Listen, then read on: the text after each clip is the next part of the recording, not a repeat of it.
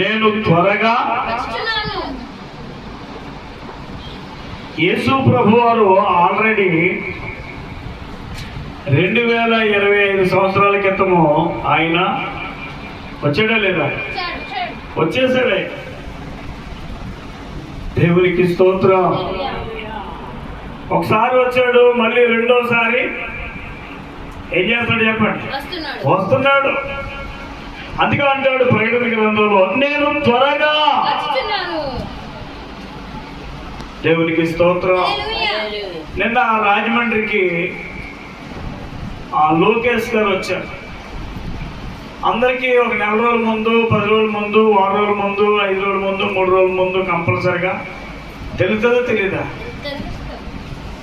మరి లోకేష్ గారు వస్తున్నారంటే అందరూ సిద్ధంగా ఉంటారంటారా? ఆ కార్యకర్తలు అందరూ కూడా, నాయకులు అందరూ కూడా, చుట్టుపక్కల వాళ్ళు అందరూ కూడా ఏం చేస్తారు చెప్పండి? ఆ కార్యక్రమానికి వచ్చేస్తారు. హల్లెలూయా. అలాగే యేసు ప్రభు వారు కూడా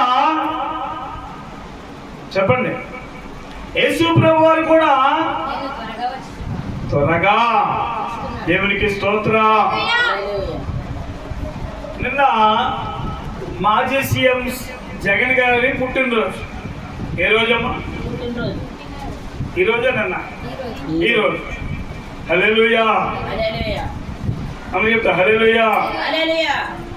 మరి పుట్టినరోజు అంటే జగన్ గారు మరి ఏ రోజు పుట్టారనేసి, అది యేసు ప్రభు వారు కూడా పుట్టిన తర్వాత డేట్లు పెట్టారు కాబట్టి 25 అని ఒక కొంతమంది అలా పెట్టుకొని మొత్తం ఏం చేస్తారంటే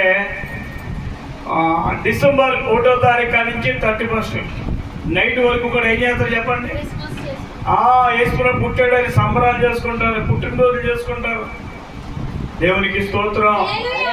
అయితే ఒక డేట్ అంటూ ఉండాలని చెప్పేసి 25 డేట్ పెట్టారు కాబట్టి అందరూ కూడా మరి సెలవులు ఉంటాయి అవండి.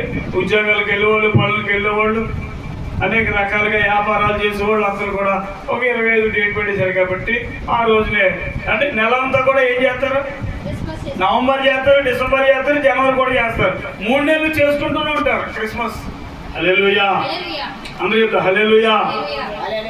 అయితే 25 అనేది ప్రపంచవ్యాప్తంగా చేసుకుంటారు కాబట్టి అది ఒక పుట్టినరోజు కింద ఆరంభవుతుంది. హల్లెలూయా.